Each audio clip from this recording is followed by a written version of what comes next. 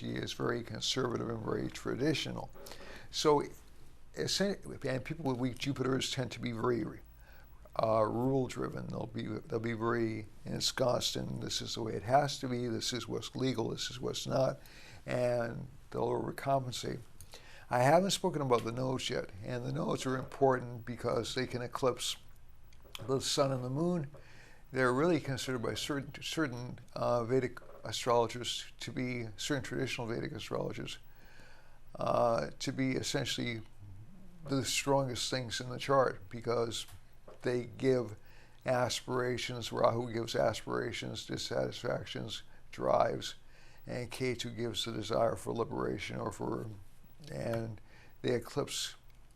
Ketu eclipses the sun, Rahu eclipses the moon. So we're going to see another eclipse in mid-December. I'll talk about those when we get closer to that. But it'll be like a repeat of some of the eclipse activity we had this summer. But with the sun in a different sign, and also, I'm sorry, not with the sun in a different sign, but with the planets will be in different signs, so the interaction will be a little bit different. I'd like to talk just briefly about some of the other things that tag along with Vedic astrology, just for a few minutes. And when I say tag along, they're considered components of astrology, but they're not really strictly speaking astrologically determined.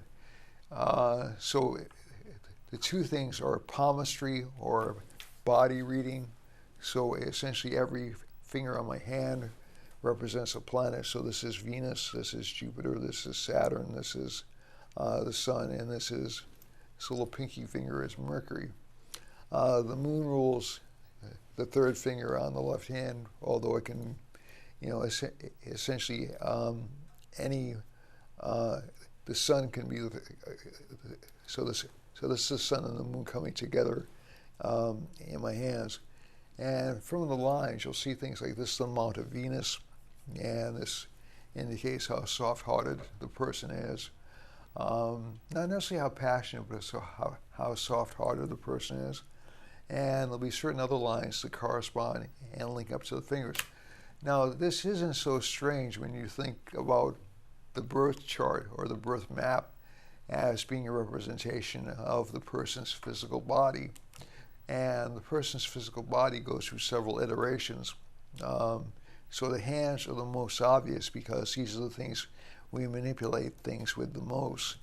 There's another thing called Samudrika Shastra, which essentially is foot reading. So you take the person's foot and you can read the person from the person's foot. And there's also face reading. So you can read from the lines on my face, from the separation of the eyes. And these correspond actually with certain planetary combinations. So I have a relatively big nose. That's supposed to be a trait of Libra rising, which I am. And I won't give you a profile to show my big nose. But basically, all these things tend to come together and gel into the person. So Vedic astrology charts are very, very much keyed in to the physical world, and that this is how spirit forms. Spirit, which comes from someplace else. It may not necessarily be up, it may not be necessarily down, but it comes from somewhere else, transmutes into matter to fulfill unrequited desires from previous lifetimes. So if a person's heavily drawn towards, let's say, politics, they may have wanted to change the world in a previous lifetime but didn't have the chance. If they're drawn to religion, they might have some kind of a holy calling from a previous lifetime. Or if they're drawn towards financial markets, they may have come from a poor background and don't want to relive that particular life. They want to relive their life a little bit in comfort. So all these things are perfectly legitimate manifestations of reincarnational cycles. Even in a chart as heinous as Hitler's, even in a personality as heinous as an Adolf Hitler, or as brutal as a Joseph Stalin, you can see all these combinations which add up to a concentration of power. So chances are the individual felt pretty powerless in a previous lifetime, and that was why all the planets came together to give that individual so much power or authority. So all these things work together in a chart to actually show you different things. The other part I want to mention just briefly is Namita. And for those of you who don't know what the term means, and I'm sure most of you don't know what the term means, Namita is really omens. So let's say you're planning on going to a big meeting and you see a dead bird in the street, or your car has a flat tire, or something happens. Those are omens. Those are generally regarded as difficulties in the pursuit of the endeavor. So as you're learning astrology, as you're learning how to interpret things, these two become a part of looking at the overall birth map.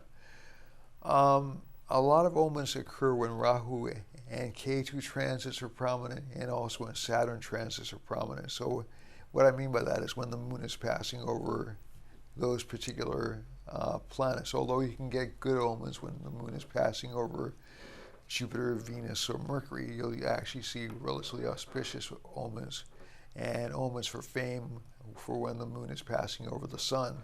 So everybody can get a little bit of fame in this lifetime.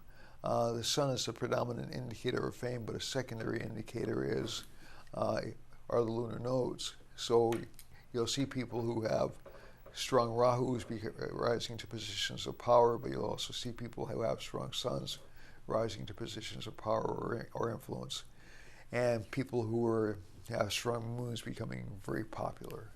So all these things work. It depends really on the construction of the chart, but all these things work together to present the entire person.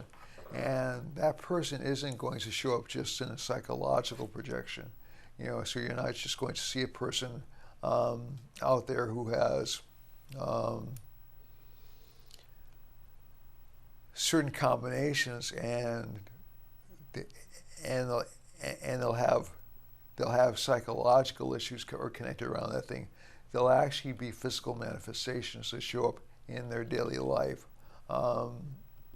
There were two that occurred in my life, and they were very specific and very intimate, and which is why I don't feel very comfortable talking about them on the air. But basically, it had to do with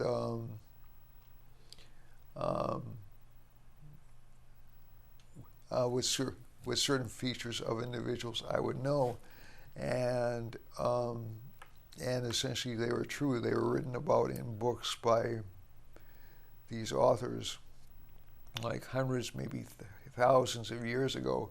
But you have a certain speech pattern, or you have a certain combination of factors that show up in your actual physical appearance, which are determined from your chart. And I've looked at charts and been able to read what children are like, what parents are like, what grandparents are like, and these are all relatively simple tools for an astrologer who has a basic familiarity with a chart. These aren't even advanced techniques. So astrology is a very powerful tool, and you can even see when accidents are happening. And as I've said before, the main goal that I have as an astrologer is not to put us in the situation of saying, nope, you see, I told you that was going to happen then. The idea is to say, listen, this might possibly happen then. If you change direction a little bit this way, you'll avoid it, or you won't be quite so damaged by it, or you'll be able to optimize your benefits from this particular event. If you change these things a little bit that way, you're going to plunge into it more quickly. So the entire system of remedial measures, like the Indians use gemstones, they use rituals, they use prayer, they use mantras. All these things are part of what are called upayas or remedial measures. So these are very important in a Vedic chart. The other thing I want to touch just briefly on today, which I had promised to touch on, is Nakshatras. And Nakshatras are essentially the lunar mansions in the chart. There are 27 of these. We've already spoken about these a little bit. And the Nakshatras have certain qualities connected with them. So they'll be human, they'll be Devic, which means they're godly or saintly. They'll be Rakshasic, which means literally the word Rakshasic means demonic, but it really isn't demonic in the way we understand it in the West. They're ambitious, they're aggressive, they want things in the world. So, and also they can accumulate great power. Rakshasic Nakshatras can accumulate great power. So all these traits that show up in Nakshatras are going to be very good traits. Purva Falguni, Uttara Falguni, Mula Nakshatra, which is in Sagittarius, Dhanishta Nakshatra, Swati, Revati to a lesser extent are all connected with great wealth in the chart. So if a person has planets or has a dominant influence of planets in those nakshatras, they'll have at least the opportunities to acquire great wealth. Certain other nakshatras are emotionally difficult, so you'll have certain and are disease prone. So let's say Satabhishak is one of the disease prone nakshatras, or one of the enemy prone nakshatras. I'm trying to think of a few more. Jyeshtha is often overlooked for things. They'll often be a little bit jealous, although the nakshatra will have a great deal of power. Ardra can actually have emotional burdens, so they'll have a lot of upsets in life. And Shlesha has a reputation for being rather sneaky and rather difficult to deal with, although they're just ambitious. It's just an ambitious nakshatra. So all these points in space in the chart will tend to underscore certain activities or events in life.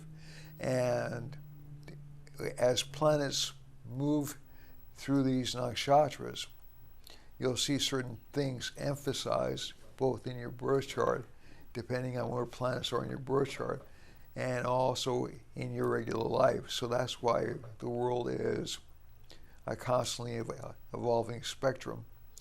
And one of the points of astrology is not to say, oh, I have this combination, I'll never be rich, or I have this combination, I'll never be married. It's really more to help you identify areas in which you may have weaknesses so that you can compensate for the weaknesses or figure out what the best traits you can cultivate are. So if you want to get married, you can get married. You may have to work a little bit for it. You may have to be more conscious of some of the deficits you bring to that situation. Or if you want to be rich, you need to be more conscious of what's holding you back based upon your chart. But you have the ability, so certain people will not have the ability to do certain things, and that's depending on circumstances of birth, or depending on perhaps on situation or location, and they can't find their way out, or family bonds or something like that. But just keep in mind, those bonds were chosen in a previous lifetime. You can unchoose those boundaries just as you set them up. Now let's look at the chart over the next few weeks. So over in September, we have some interesting transits happening. Right now, Venus and Mercury are conjoined in the same sign in Virgo. So Venus is not really like being in Virgo. Venus likes to have more elegance. It doesn't like to think about things, although it is an intellectual planet. It doesn't like to think about things like relationships, but if Venus is in Virgo, it starts thinking a lot about relationships, whether or not it's made the right choices in relationships. Mercury there actually helps Venus organize and construct that thought. So Mercury's exalted in Venus, and Venus is also somewhat connected with money for some people, and so it'll also help people figure out how to organize their money and make it more collectible, more fruitful for them, excuse me. Jupiter right now is in Scorpio. Jupiter in Scorpio is actually a good thing. Jupiter is the lord of the second house from Scorpio, so it'll actually produce opportunities for wealth if you're quick enough to grasp them. Saturn is aspecting Venus and Mercury right now, so that is a little bit difficult of a transit. So the Venus and Mercury, any problems with relationships will seem amplified right now. So it's cautious. It's best not to really do anything in relationships, at least until around October 5th or so. And that's mainly because Venus is really not going to be too happy. Rahu is definitely not happy, or is definitely tending towards pessimism right now because it's aspected by Saturn, and Saturn is also still in Sagittarius, so that's going to make those signs have a relatively difficult time of it. In terms of world events, and this is moving into October, so Mercury will move out of Virgo, and Sun and Mars will move into Virgo relatively soon, but Mercury will move into Libra around September 27th. And if we look at the world map,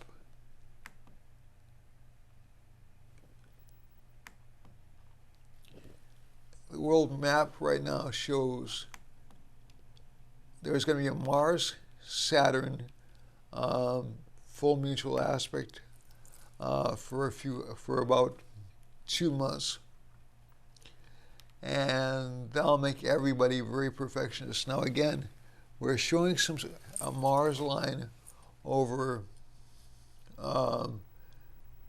Maine, down through Chile, down through Brazil, and down through Argentina, and also around Puerto Rico and